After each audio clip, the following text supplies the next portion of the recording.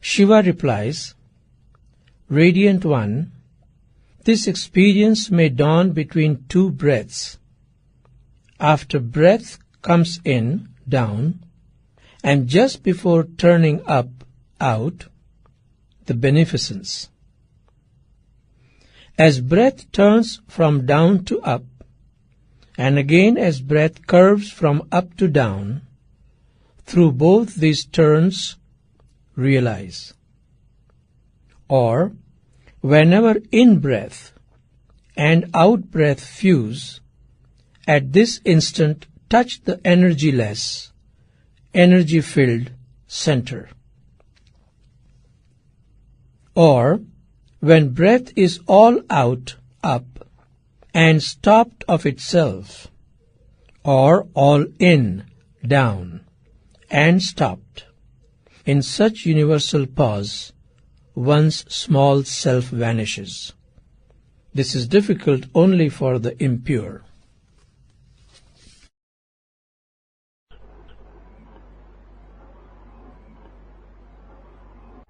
Truth is always here. It is already the case. It is not something to be achieved in future. You are the truth, just here and now. So it is not something which is to be created, or something which is to be desired, or something which is to be sought. Understand this very clearly, then these techniques will be easy to understand and also to do. Mind is a mechanism of desiring. Mind is always in desire, seeking something, asking something.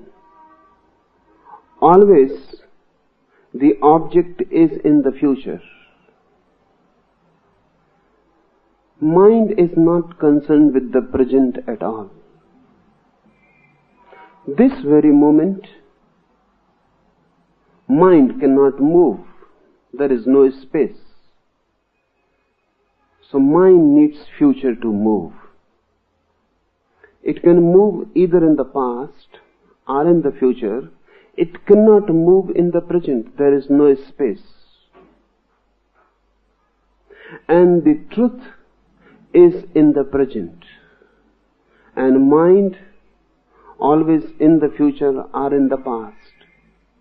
So there is no meeting between mind and truth.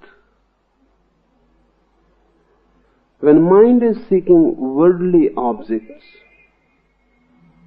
it is not so difficult. The problem is not absurd. It can be solved. But when the mind starts seeking the truth, then the very effort becomes nonsense. Because the truth is here and now, and mind is always then and there. There is no meeting. So understand the first thing, you cannot seek truth. You can find it, but you cannot seek it. The very seeking is the hindrance. The moment you start seeking, you have moved away from the present, away from yourself, because you are always in the present. The seeker is always in the present, and the seeking in the future. You are never going to meet whatsoever you are seeking. Lao Tzu says, seek not, otherwise you will miss. Seek not and find. Don't seek and find. All these techniques of Shiva are simply turning the mind from the future or from the past to the present.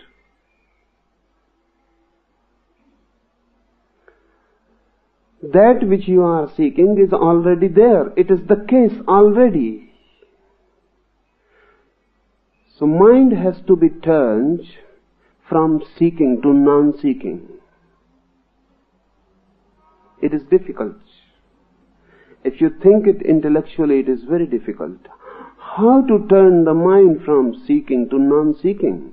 Because then the mind makes non-seeking itself the object. Then the mind said, don't seek. Then the mind says, I should not seek. Then the mind says, now non-seeking is my object. Now I desire the state of desirelessness. The seeking has entered again. The desire has come again. Through the back door. That's why there are people who are seeking worldly objects, and there are people who think they are seeking non-worldly objects. All objects are worldly. Because seeking is the world. So you cannot seek anything non-worldly. The moment you seek, it becomes the world. If you are seeking God, your God is part of the world. If you are seeking moksha, nirvana, liberation, your liberation is part of the world. Your liberation is not something transcending the world, because seeking is the world, desiring is the world. So you cannot desire nirvana. You cannot desire non-desire. So if you try to understand intellectually, it will become a puzzle. Shiva says nothing about it. He immediately proceeds to give techniques. They are non-intellectual. He doesn't say to Devi that the truth is here. Don't seek it, and you will find it. He immediately gives techniques. Those techniques are non-intellectual. Do them and the mind turns. The turning is just a consequence, just a byproduct, not an object. The turning is just a byproduct. If you do the technique, your mind will turn from its journey into the future or into the past. Suddenly you will find yourself in the present. That's why Buddha has given techniques. Lao Tse has given techniques. Krishna has given techniques. But they always introduce their techniques with intellectual concepts. Only Shiva is different. He gives immediately techniques with no intellectual understanding, no intellectual introduction. Because he knows the mind is tricky, the most cunning thing possible. It can turn anything into a problem. Non-seeking will become the problem. There are people who come to me and they say, how not to desire? They are desiring non-desire.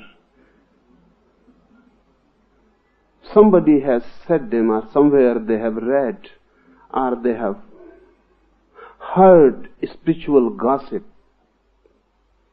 that if you don't desire, you will reach bliss. If you don't desire, you will be free. If you don't desire, there will be no suffering.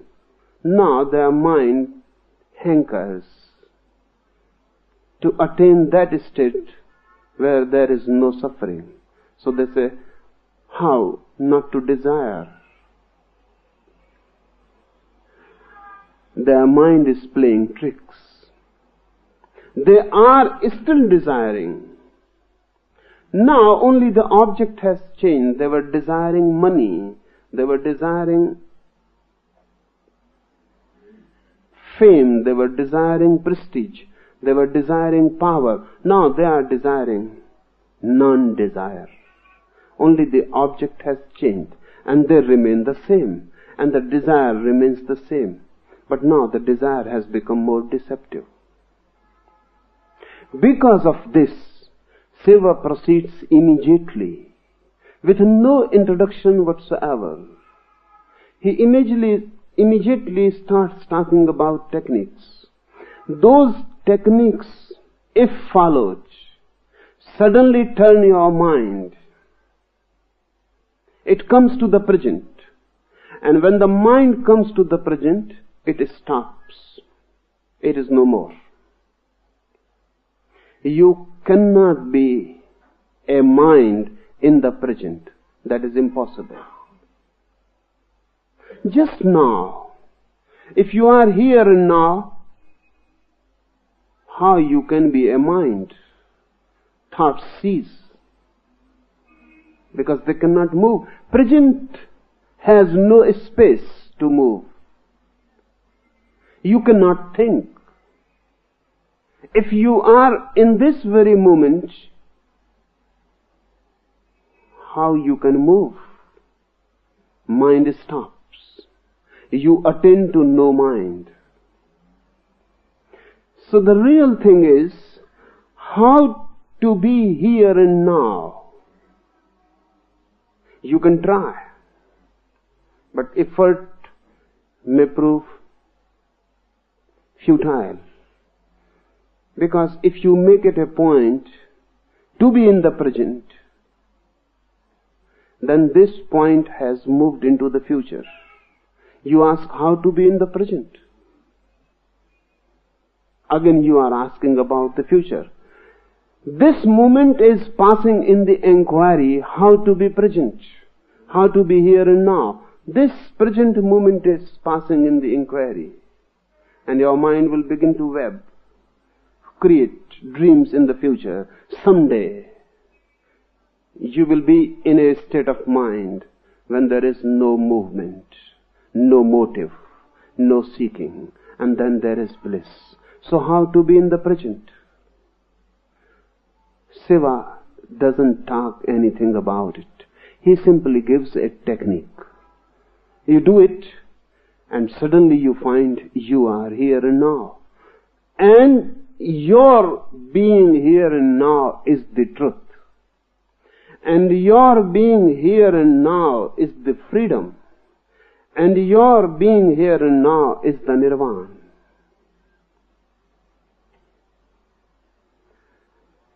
The first 9 techniques,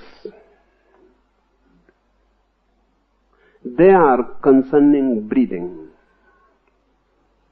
So let us understand something about breathing, and then we proceed to the techniques.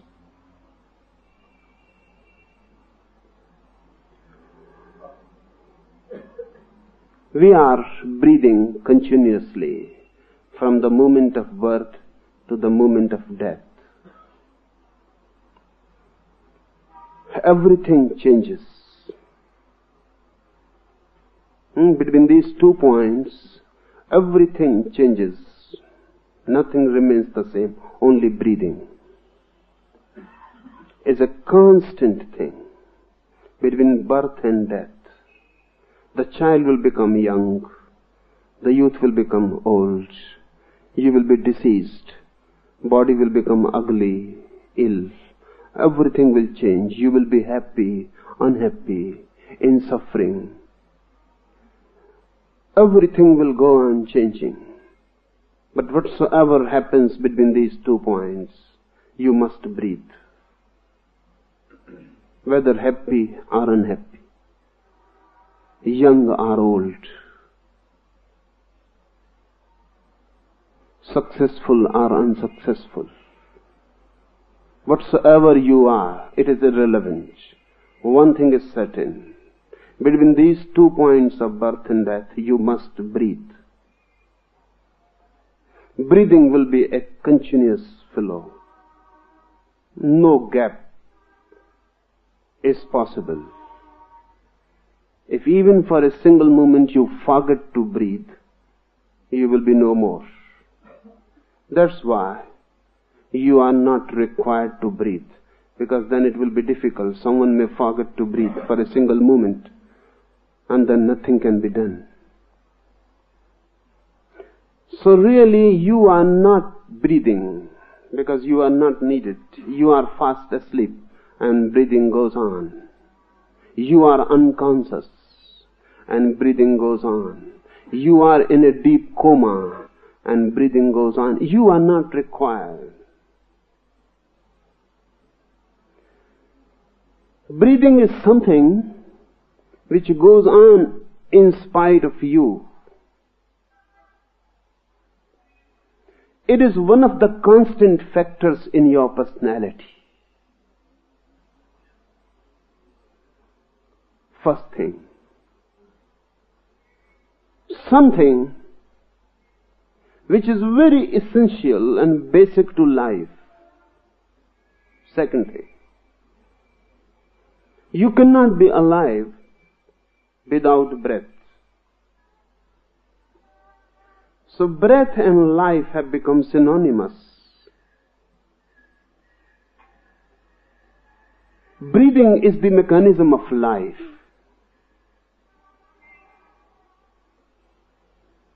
Life is deeply related with breathing. That's why in India we call it prana. We have given one word for both. Prana means the vitality, the aliveness.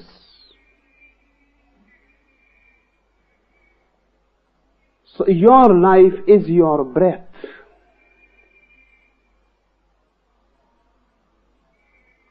Thirdly, your breath is a bridge between you and your body. Constantly, breath is bridging you to your body, connecting you, relating you to the body. Not only with the body your breath is a bridge, it is also a bridge between you and the universe. Body is just universe which has come to you, nearer to you. Your body is part of the universe. Everything in the body is part of the universe. Every particle, every cell. It is the nearest approach to the universe. Your body is the nearest approach to the universe. Breath is the bridge. If the bridge is broken, you are no more in the body. If the bridge is broken, you are no more in the universe. You move into some unknown dimension. You cannot be found then in space and time. So thirdly, breath is also the bridge between you and space and time.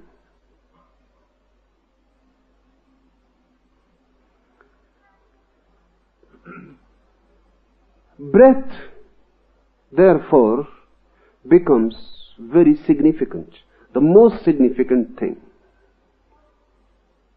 So the first 9 techniques are concerning breath. If you can do something with breath, you will suddenly turn to the present.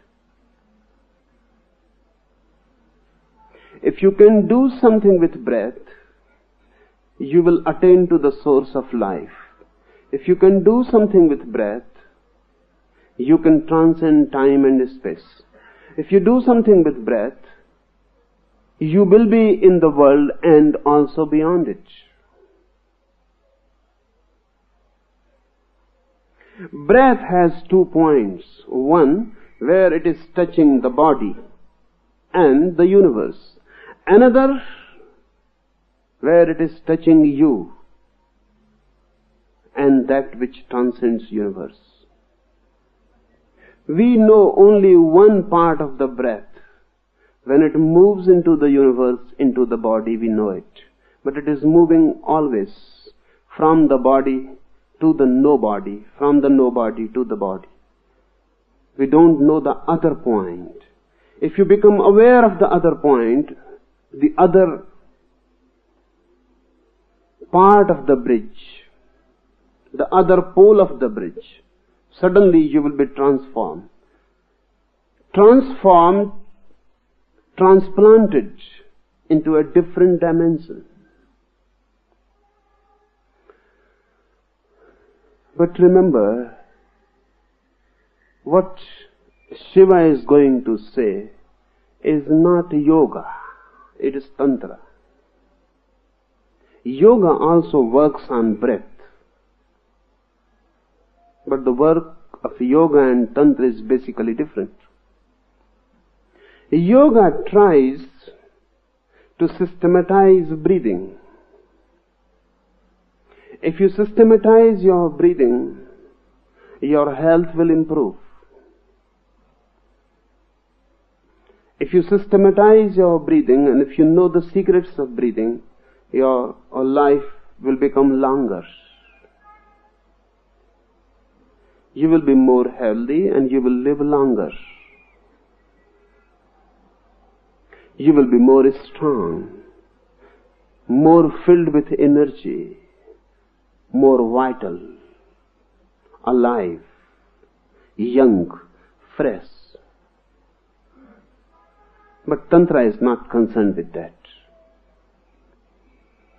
Tantra is concerned not with any systematization of breath, but using breath just as a technique to turn inwards. One is not to practice a particular style of breathing, a particular system of breathing, or a particular rhythm of breathing. No. One has to take breathing as it is. Just one has to become aware of certain points in breathing.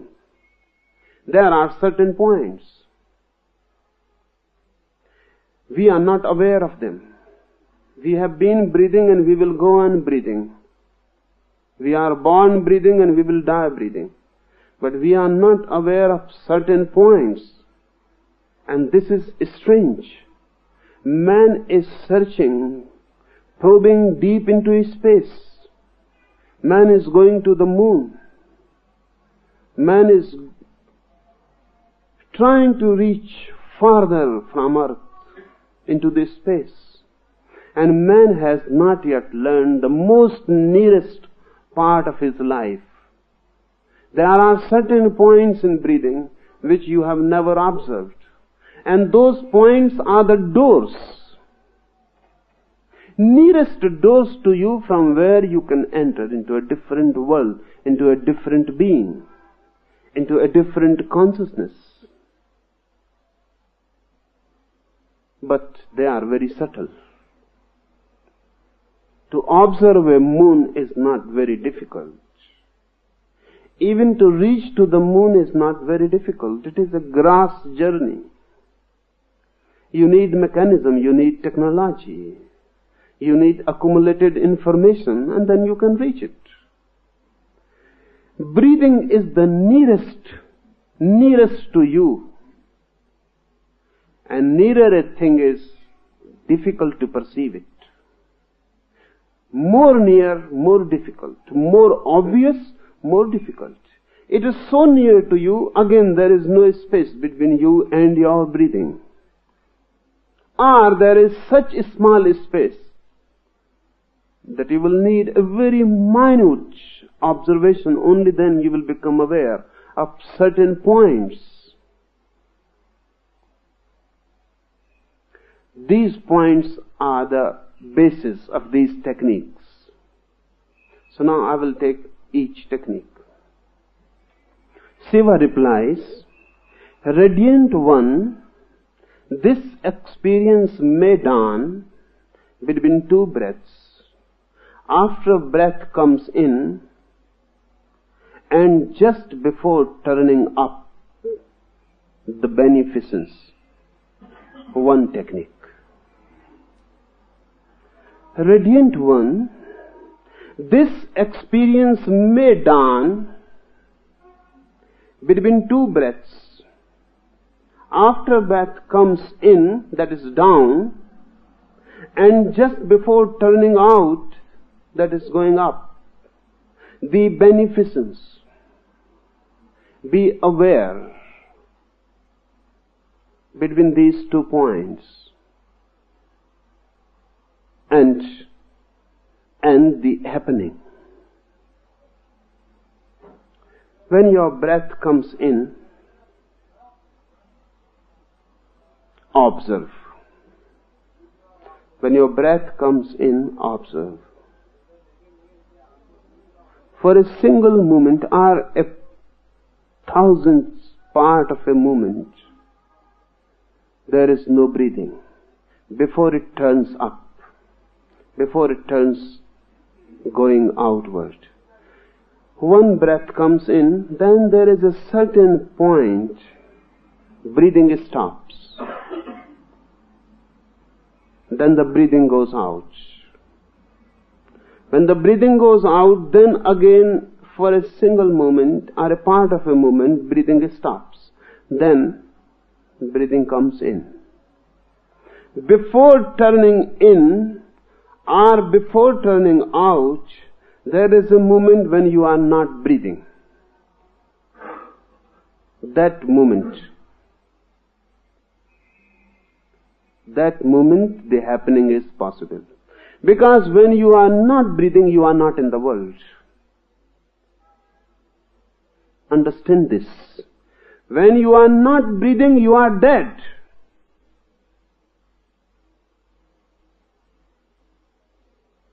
You are still, but dead. But the moment is of such a short duration, you never observe it. For tantra, each breath is a death, and each new breath is a rebirth. Breath coming in is rebirth. Breath going out is death. The outgoing breath is synonymous with death. The incoming breath is synonymous with life. So with each breath you are dying and reborn. And the gap between the two, it is of very short duration, but keen, sincere observation and attention will make you feel the gap. If you can feel the gap, Shiva says, the beneficence, then nothing else is needed. You are blessed. You have known the thing has happened. You are not to train the breath, just as it is. Why? Such a simple technique, it looks so simple.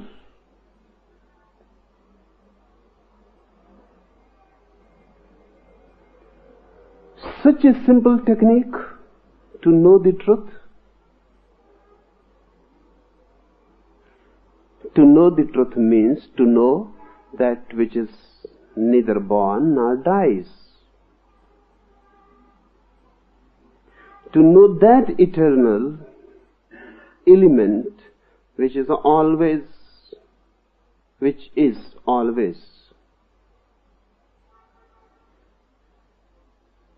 But you can know the breath going out, you can know the breath coming in.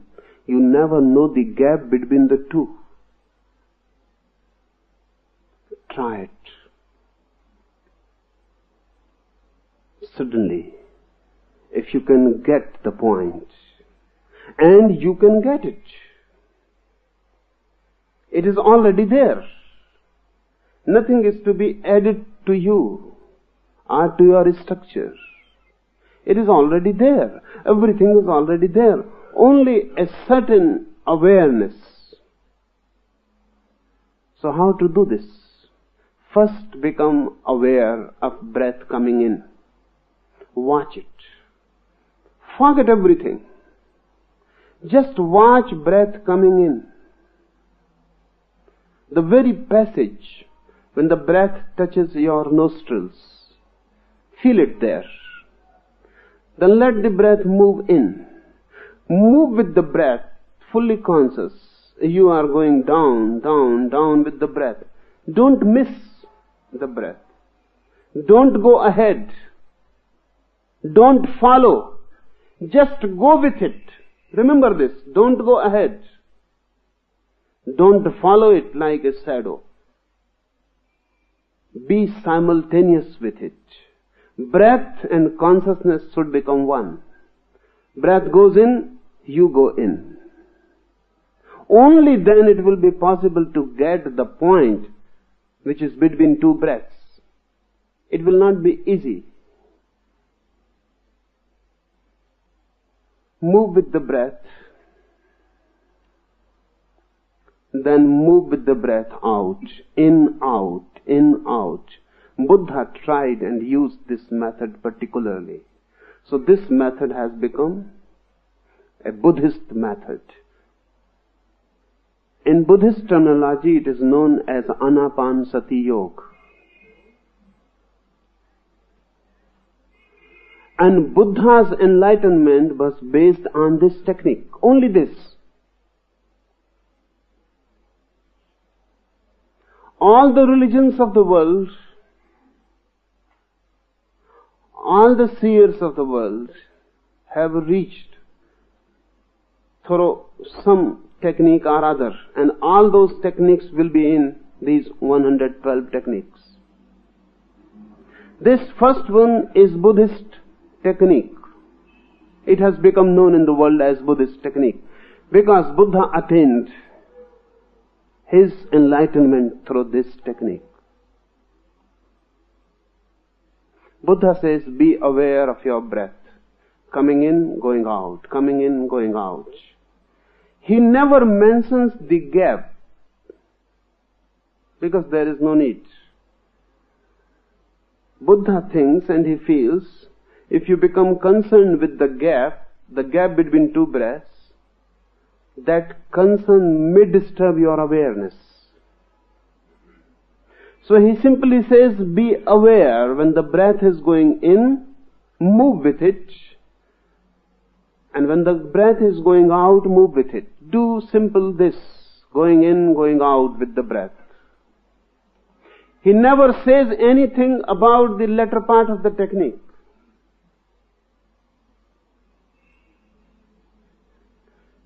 The reason is Buddha was talking with a very ordinary man. Even that may create a desire to attain the interval. That desire to attain the interval will become a barrier into awareness. Because if you are desiring to get to the interval, you will move ahead. Breath will be coming in and you will move ahead because you are interested in the gap which is going to be in the future. Buddha never mentions it. So Buddhist technique is just half. But the other half follows automatically. If you go on practicing breath consciousness, breath awareness, suddenly one day, without knowing, you will come to the intervals. Because as the awareness will become keen and deep and intensive, as your awareness will become bracketed, the whole world is bracketed out. Only your breath coming in or going out is your world. The whole arena for your consciousness. Suddenly you are bound to feel the gap when there is no breath. When you are moving with breath minutely, how can you remain unaware when there is no breath? You will become suddenly aware that there is no breath.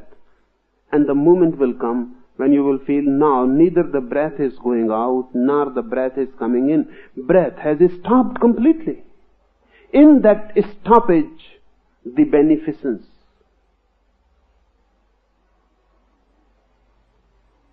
This one technique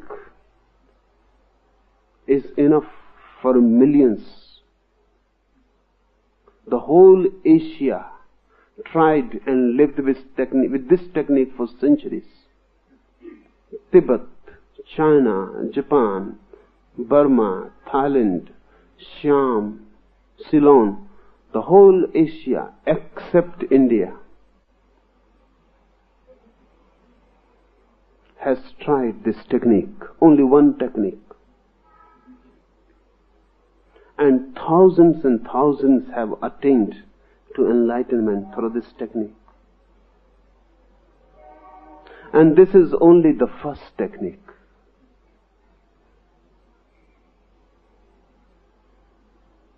But unfortunately, because the technique became associated with Buddha's name, Hindus have been trying to avoid it.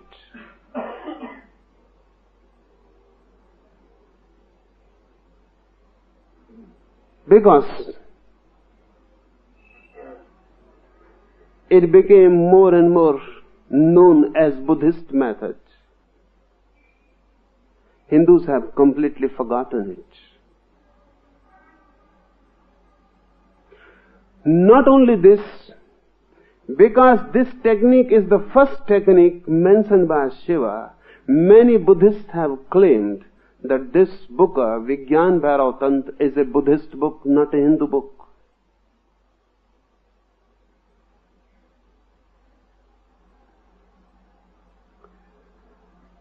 It is neither Hindu nor Buddhist. And technique is just technique. Buddha used it, but it was there already to be used. Buddha became a Buddha because of the technique. Technique preceded Buddha.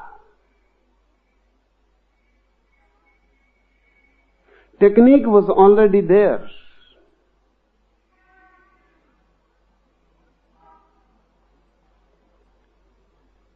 Try it. It is one of the most simplest techniques. Simplest compared to other techniques.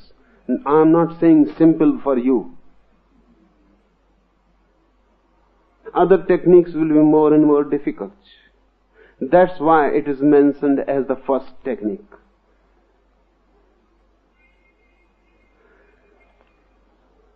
The second. All these 9 techniques are concerned with breath. As breath turns from down to up, and again as breath curves from up to down, through both these turns realize are the same, but with a slight difference. The emphasis is not now on the gap, but on the turning. Outgoing, ingoing breath, they make a circle. Remember, these are not two parallel lines. We always think of them as two parallel lines. Breath going in and breath going out. We think these are two parallel lines. They are not.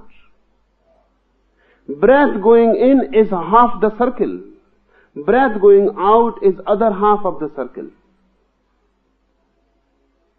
So understand first, breath in and out creates a circle. They are not parallel lines. Because parallel lines never meet anywhere. Secondly, the breath coming in and the breath going out are not two breaths. One breath. The same breath which comes in goes out. So it must have a turn inside. It must turn somewhere There must be a point where the incoming breath becomes outgoing.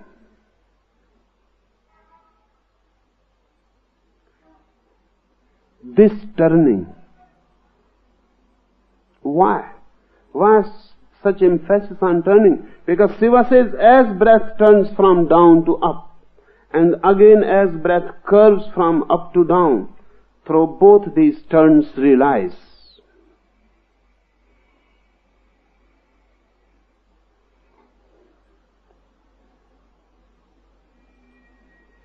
Very simple. But he says, realize the turn, and you will realize the self. Why turn? If you know driving, you know gears.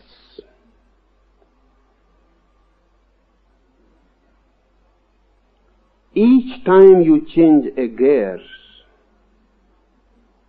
you have to pass through the neutral gear, which is not a gear at all. From first gear you move to second, or from second to third. Always you have to move through the neutral gear. That neutral gear is the turning point. In that turning point, the first gear becomes the second becomes the third. When your breath goes in and turns out, it is in a neutral gear. Otherwise it cannot turn out. It passes the neutral territory. In that neutral territory you are neither a body nor a soul, neither physical nor mental. Because physical is a gear of your being, mental is another gear of your being. You go on moving from gear to gear. But you must have a neutral gear where neither you are a body nor a mind. In that neutral gear you simply are. Existence, pure, simple. Unembodied. With no mind. That's why the emphasis on turn. Man is a machine, and a big, very complicated machine. You have many gears in your body, many gears in the mind. You are not aware of your great mechanism, but you are a great machine. And it is good that you are not aware, otherwise you will go mad. It is such a great machine. Scientists say that if we have to create a factory just parallel to human body, it will require 4 square miles of land. And the noise will be such that 100 square mile land will be disturbed by it. It is a great mechanical device, the greatest. You have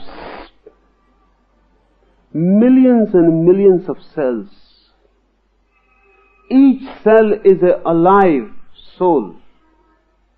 You are a big city. 7 crore. That is 70 million cells. That is 70 million citizens in you.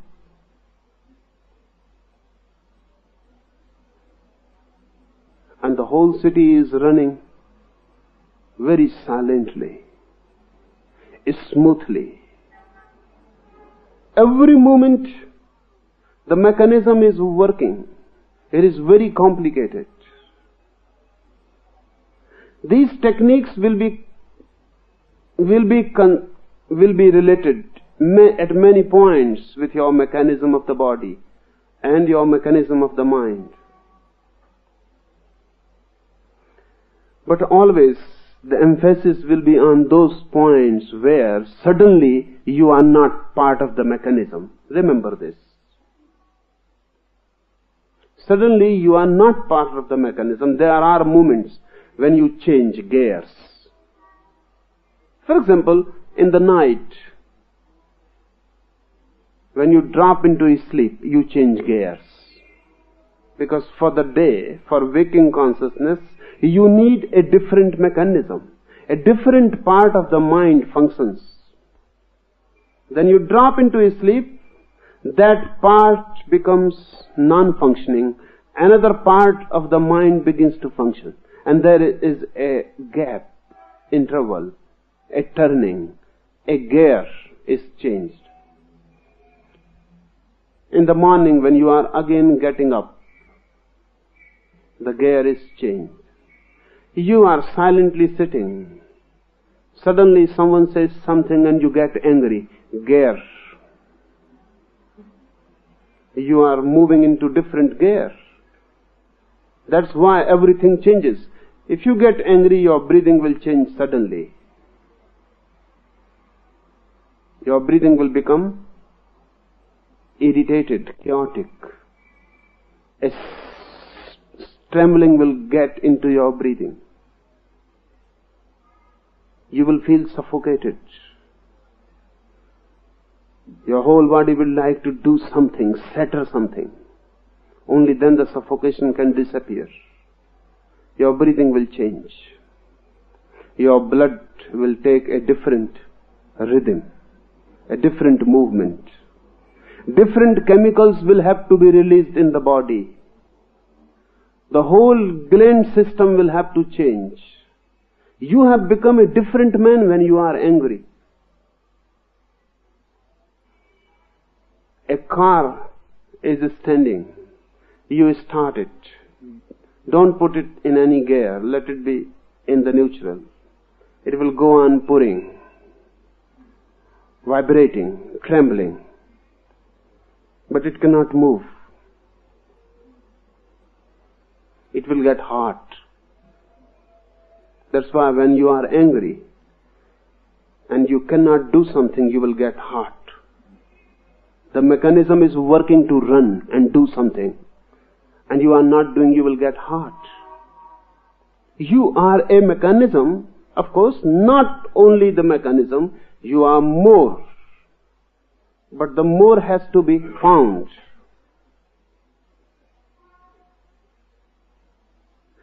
When you get in a gear, everything changes inside. When you change the gears, there is a turning. Shiva says, as breath turns down to up, and again as breath curves from up to down, through both these turns realize. Be aware at the turn, but it is a very short, very minute observation will be needed. And we are just without any observing capacity. We cannot observe anything. If I say to you, observe the flower, this flower I give to you, observe it. You cannot observe it. For a single moment you will see it, and then you will begin to think something else. It may be about the flower, but it will not be the flower. You may think about the flower, how beautiful it is. You have moved. Now the flower is no more in your observation. Your field has changed. You may say it is red, it is blue, white. You have moved. Observation means remaining with no verb, with no word, with no verbalization, with no bubbling inside, just remaining with. If you can remain with a flower for 3 minutes, completely, with no movement of the mind, the thing will happen. the beneficence, you will realize. But we are not at all observers. We are not aware. We are not alert. We cannot pay attention to anything. We just go on jumping. This is part of our heritage, monkey heritage. Our mind is just the growth of the monkey mind. So the monkey moves on, goes on jumping from here and there. The monkey cannot sit. That's why Buddha insisted so much on just sitting without any movement.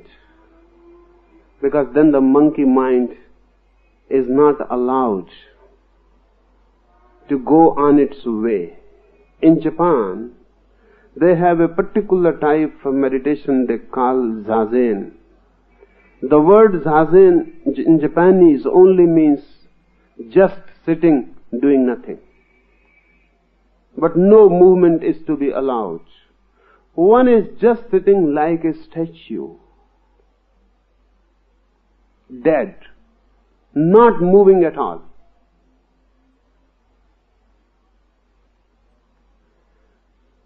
But there is no need to sit like a statue for years together. If you can observe your breath turns without any movement of the mind, you will enter. You will enter into yourself or into the beyond within. Why these turnings are so important? They are important because on turnings, the breath leaves you to move in a different direction. It was with you when it was coming in. It will be again with you when it will be going out. But on the turning point, it is not with you and you are not with it. In that moment, breath is different from you and you are different from it. If breathing is life, then you are dead. If breathing is your body, then you are no body. If breathing is your mind, then you are no mind in that moment. I wonder whether you have observed it or not. If you stop your breath, mind is stopped suddenly. If you stop just now your breath, mind is stopped suddenly. Mind cannot function.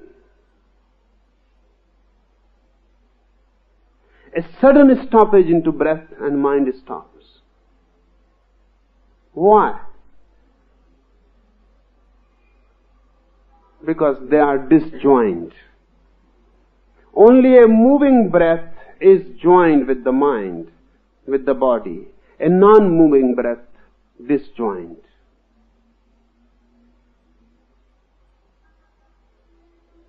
Then you are in the neutral gear. The car is running. The power is running. The car is making noise, is ready to go forward. But it is not in the gear. So the body of the car and the mechanism of the car are not joined. The car is divided into two. It is ready to move, but the moving mechanism is not joined with it. The same happens when breath takes a turn. You are not joined with it. In that moment you can become easily aware of who you are. What is this being? What is this to be? Who is inside this house of the body? Who is the master? Or am I just the house? Or is there some master also? Or am I just the mechanism? Or something else also penetrates this mechanism?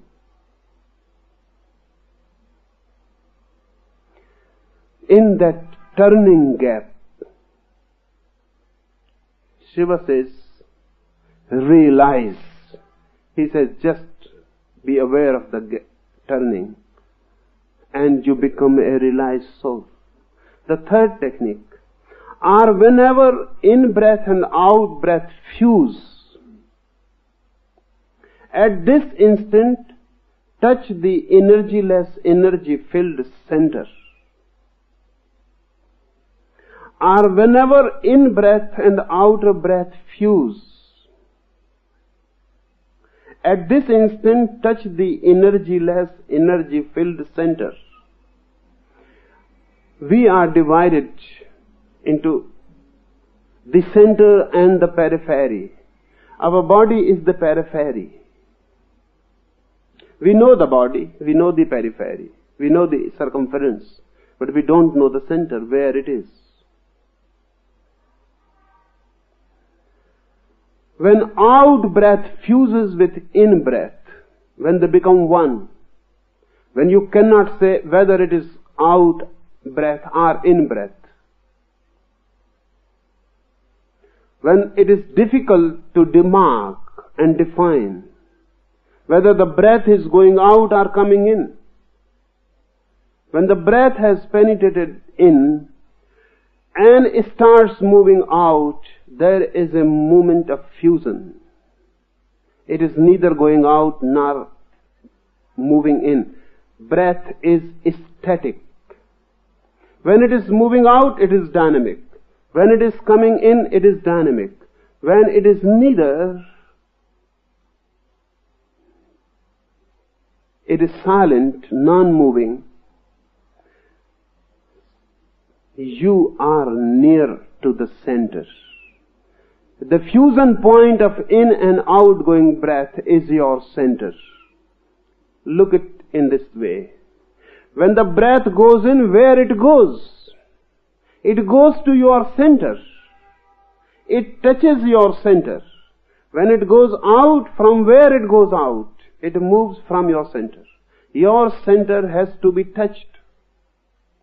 That's why Taoist mystics, Zen mystics, they say that head is not your center, navel is your center. Breath goes to the navel, then moves out. It goes to the center. As I said, it is a bridge between you and your body. You know the body, but you don't know where is your center. But the breath is constantly going to the center and moving out. But we are not taking enough breath. So ordinarily it is not going to the center really. Now at least, it is not going to the center. That's why everyone feels decentralized. Everyone feels off-center. In the whole modern world, those who can think at all, they feel they are missing their center. Look at a child sleeping. Observe his breath. The breath goes in, the belly comes up. The chest remains unaffected. That's why children have no chests, only bellies. Very dynamic bellies. The breath goes in and the belly comes up, and the breath goes out and the belly goes down. The belly moves. Children are in their centers, at their centers. That's why they are so happy, so bliss-filled, so energy-filled, never tired, overflowing, and always in the present moment. No past, no future. A child can be angry. When he is angry, he is totally angry. He becomes the anger. then his anger is also a beautiful thing. When one is totally angry, anger has a beauty of its own, because totality has always beauty. You cannot be angry and beautiful. You will become ugly. Because partiality is always ugly. And not only with anger. When you love, you are ugly.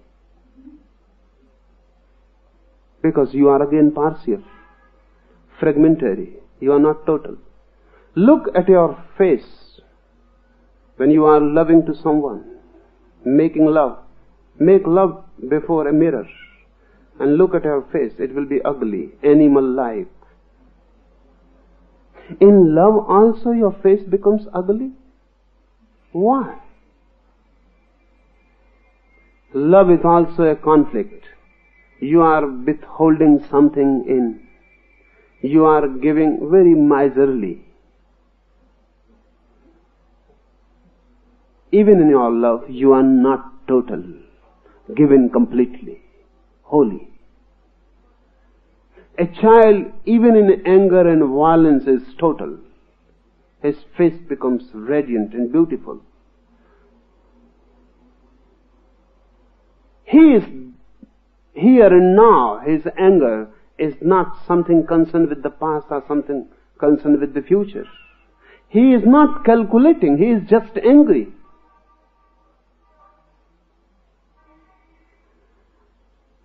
The child is at his center. When you are at your center, you are always total. Whatsoever you do will be a total act. Good or bad, but it will be total. When you are fragmentary, when you are off center, your every act is bound to be a fragment of you, not your totality is responding. Just a part. Just a part. And the part going against the total, that creates ugliness. Why? As we grow, all our children, as we grow, why our breathing becomes shallow? It never goes to the belly. It never touches the navel. More and more, it will come down less and less. It will become shallow. Just it will touch the chest and will go out. It never goes to the center. We are afraid of the center. Because if you go to the center, you will become total. If you want to be fragmentary, this is the mechanism to be fragmentary. You love. If you breathe from the center, you will flow in it totally. You are afraid. You are afraid to be so vulnerable, so open. To someone, to anyone, you may call him your lover, you may call her your beloved, but you are afraid. The other is there. If you are totally vulnerable, open, you don't know what is going to happen. Then you are completely in others' hands. You are afraid not to be so completely given to someone. You cannot breathe. You cannot take a deep breath. You cannot relax your breathing so that it goes to the center. Because the moment breathing goes to the center, your act becomes total. Afraid of being total, you breathe shallow. You just breathing at the minimum, not at the maximum. That's why life seems so lifeless. Breathing at the minimum, life will become lifeless. You are living at the minimum, not at the maximum. You can live at the maximum, then life is an overflowing. But then there will be difficulties. You cannot be a husband, you cannot be a wife if life is overflowing.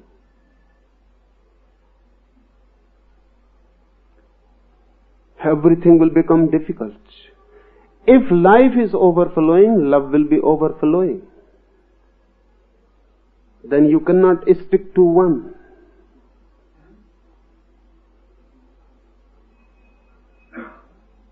Then you will be flowing all over. All dimensions will be filled by you. And then mind feels danger. So it is better not to be alive. More dead, more secure. More dead, everything is in control. You can control. You remain the master. You feel that I am the master because I can control. I can control my anger. I can control my love. I can control everything. But this controlling is possible only at the minimum level of your energy. Everyone should have felt sometime or other. There are moments when you suddenly change from the minimum level to the maximum. You go out to a hill station. Suddenly you are out of the city and the prison of it. You feel free. The sky is vast and the forest is green and the height touches the clouds. Suddenly you take a deep breath. You may not have observed. Now if you go to a hill station, observe. It is not really the hill station which changes, it is your breathing. You take a deep breath, you say, ah, ah. You touch the center, you become total for a moment, and everything is bliss. That bliss is not coming from the hill station. That bliss is coming from your center. You have touched suddenly. Now you were afraid in the city. Everywhere the other was present. And you were controlling. You cannot scream. You cannot laugh. What a misfortune. You cannot sing on the street and dance. You were afraid. The policeman was somewhere around the corner. Or the priest, or the judge, or the politician, or the moralist. Someone was just around the corner. You cannot just dance in the street. Bertrand Russell has said somewhere that I love civilization, but we have achieved civilization at a very great cost. We cannot dance in the streets.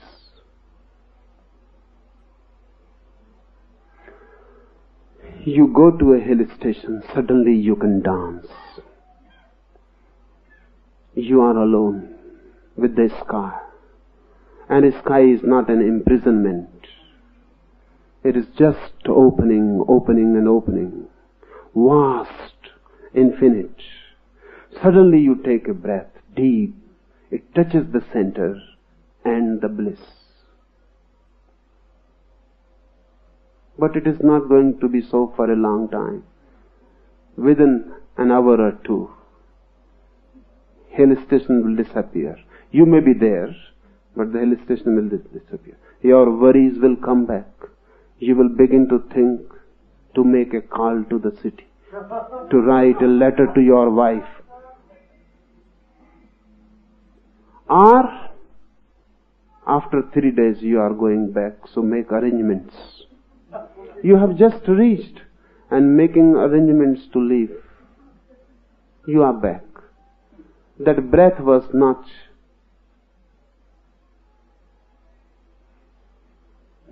from you really. It suddenly happened because of the change of situation. Gear changed. You were in a new situation. You couldn't breathe in the old way. So for a moment, a new breath came in. It touched the center, and you felt the bliss. Shiva says, you are every moment touching the center. Or if you are not touching, you can touch. Take deep, slow breath. Touch the center. Don't breathe from the chest. That's a trick. Civilization, education, morality, they have created shallow breathing. It would be good to go deep into it, because otherwise you cannot take deep breaths. Unless humanity becomes non-sex suppressive, man cannot breathe really. Because if the breath goes deep down to the belly, it gives energy to the sex center.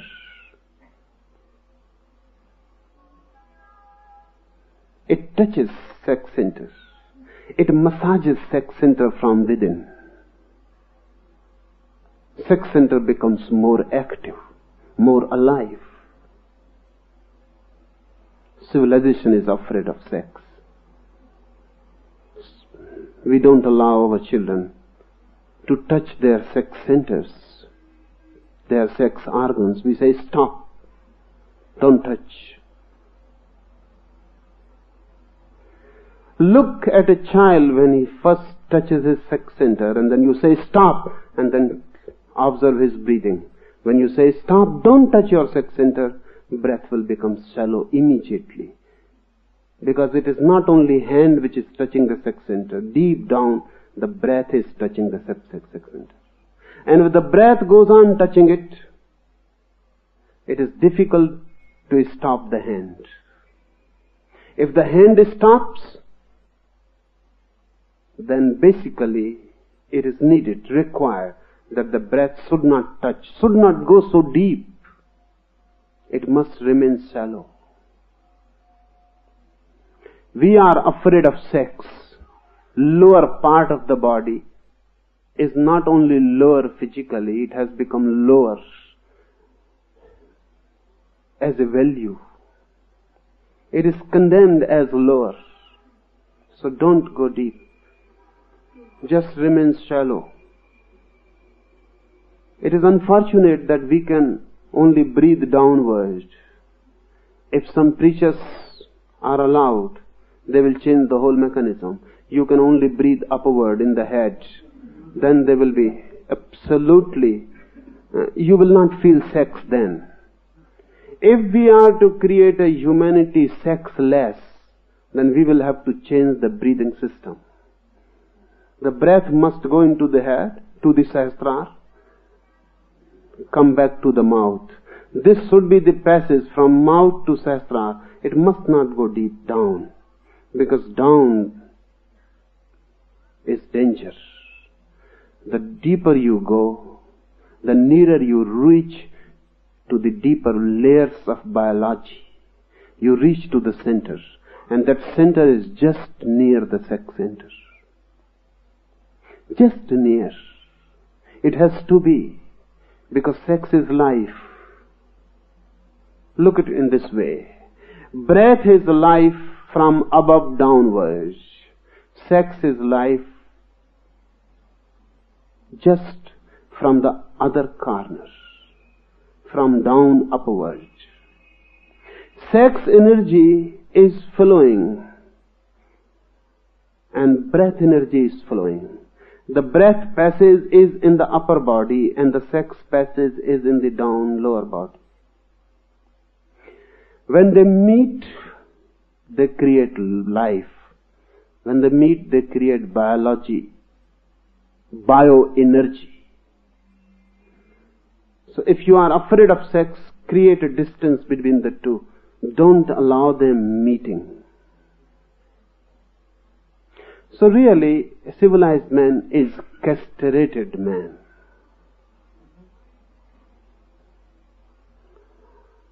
That's why we don't know. This sutra will be difficult to understand. Because Shiva says, whenever in-breath and out-breath fuse, At this instant, touch the energyless, energy-filled center. He uses a very contradictory term, energyless, energy-filled. It is energyless because your bodies, your minds cannot give any energy to it. Your body energy is not there. Your mind energy is not there. So it is energyless as far as you know your identity. But it is energy filled because it has the cosmic source of energy, not your body energy. Your body energy is just fuel energy. It is nothing but petrol. You eat something, you drink something, it creates energy. It is just giving fuel to the body. Stop eating and drinking, your body will fall dead. Not just now. It will take 3 months at least, because you have reservoirs of petrol. You have accumulated much energy. It can run at least for 3 months without going to any petrol station. It can run. It has a reservoir. Emergency, any emergency, you may need it. This is fuel energy. The center is not getting any fuel energy. That's why Shiva says it is energyless. It is not dependent on your eating, drinking. It is connected with the cosmic source. It is cosmic energy. That's why he says energyless, energy-filled center. The moment you can feel the center from where breath goes out or comes in, the very point where breath fuses, breaths fuse, that center, if you become aware, the enlightenment.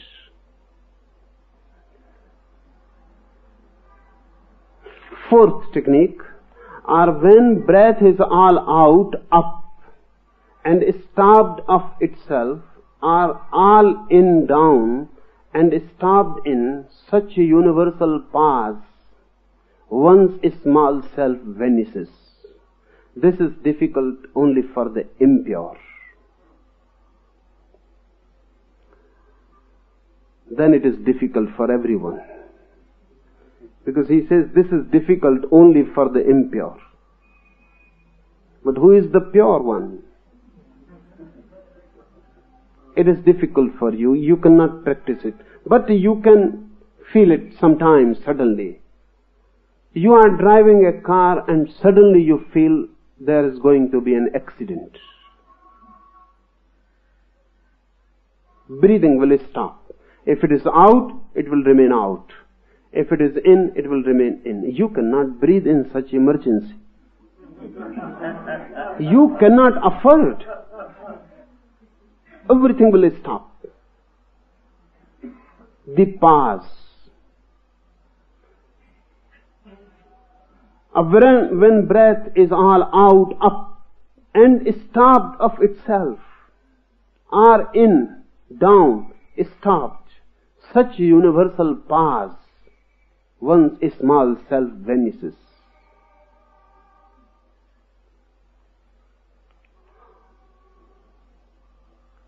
Your small self is only a daily utility. In emergencies, you cannot remember it, who you are, the name, the bank balance, the prestige, everything just evaporates. Your car is just heading towards another car. A moment and there will be death. in this moment there will be pause. Even for the impure, there will be pause. Suddenly, breathing stops. If you can be aware in that moment, you reach the goal. Zen monks have tried this method very much in Japan.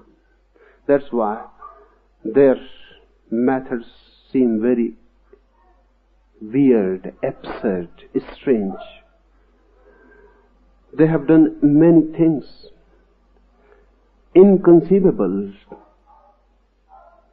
A teacher will throw someone out of the house. Suddenly the teacher will begin slapping the disciple.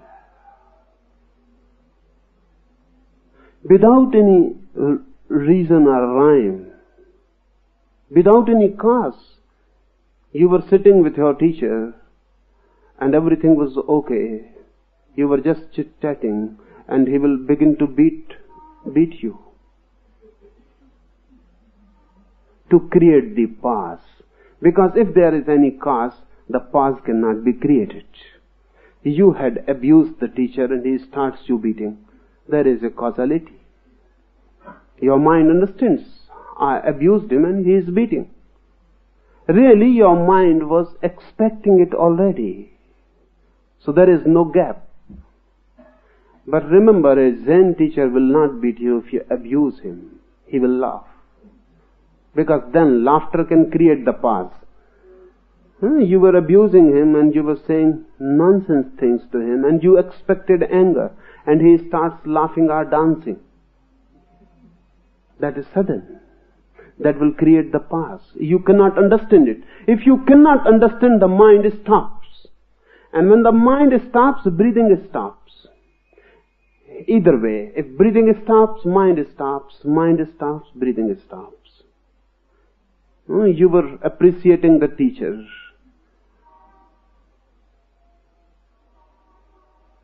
And you were feeling good.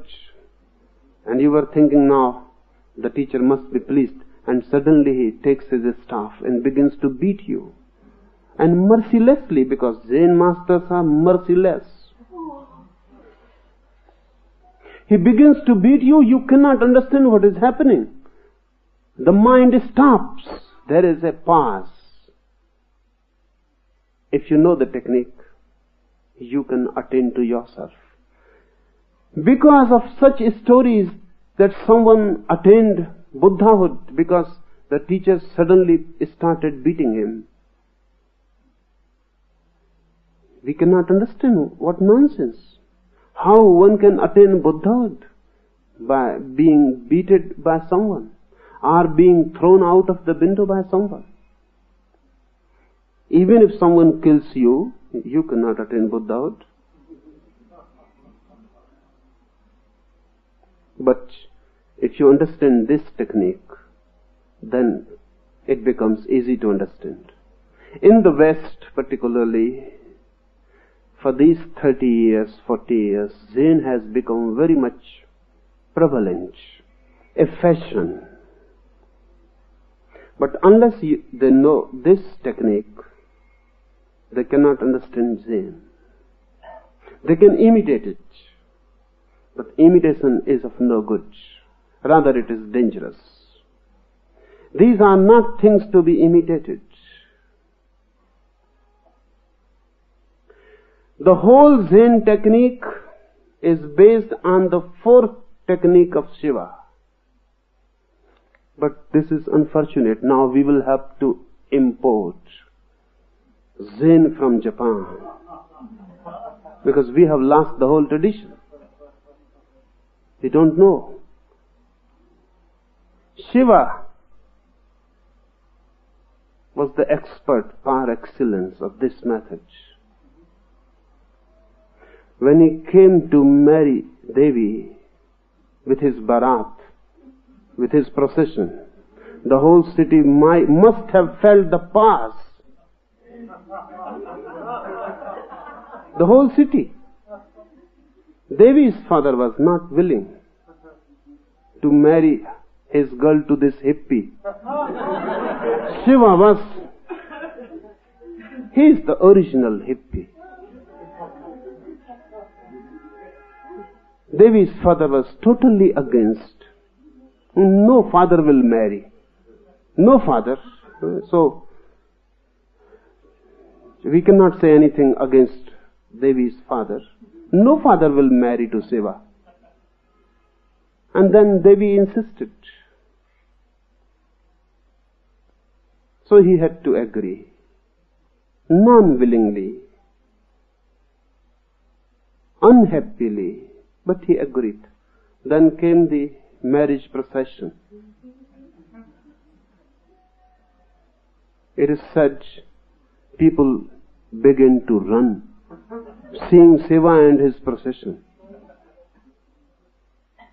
The whole barat must have taken LSD, marijuana. They were on. And really, LSD, marijuana are just the beginning. Shiva knew, and his friends and disciples knew, the ultimate psychedelic soma, somaras. Aldous Huxley has named the ultimate psychedelic soma only because of Shiva. They were on, just dancing, screaming, laughing. The whole city fled. They must have felt a pause.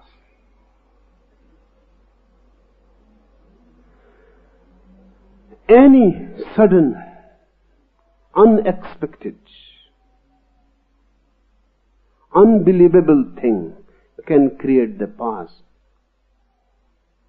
for the impure. But for the pure, there is no need of such things. For the pure, the pause is always there. The pause is always there.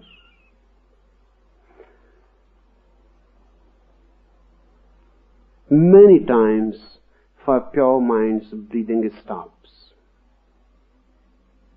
Many times. If your mind is pure, pure means you are not desiring, hankering, seeking anything. Silently pure, innocently pure. You are sitting, suddenly your breath will stop. Remember this, mind moving needs breath movement. Mind moving fast needs fast movement in breath. That's why when you are in anger, breath will move fast. In sexual act, breath will move very fast. That's why in Ayurveda it is said that your life will be shortened.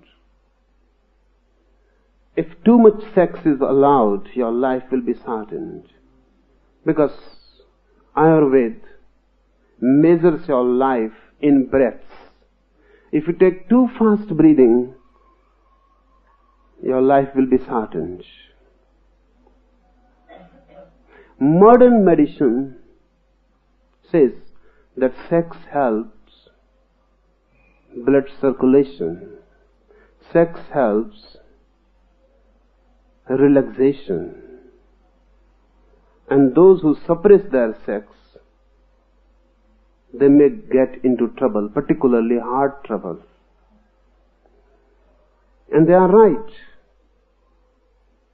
And Ayurveda is also right, but they seem contradictory. But Ayurveda was invented 5,000 years before. Every man was doing much labor. Life was labor.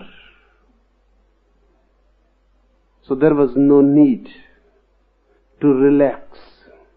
There was no need to create artificial devices for blood circulation.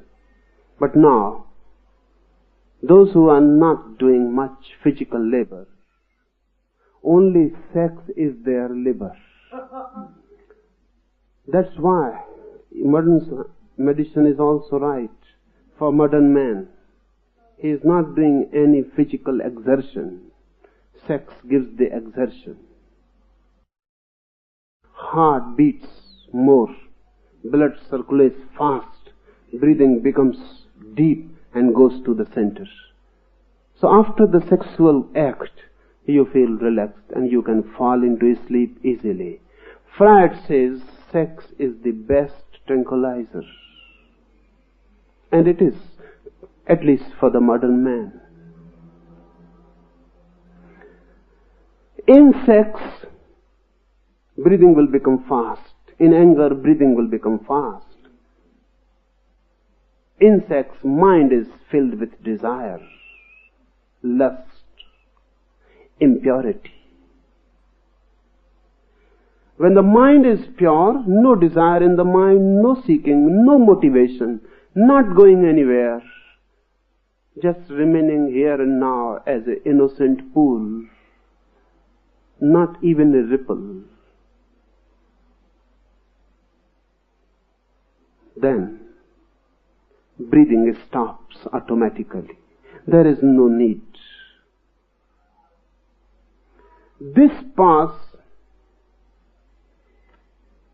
In this pause, the small self vanishes and you attain to the higher self, the supreme self.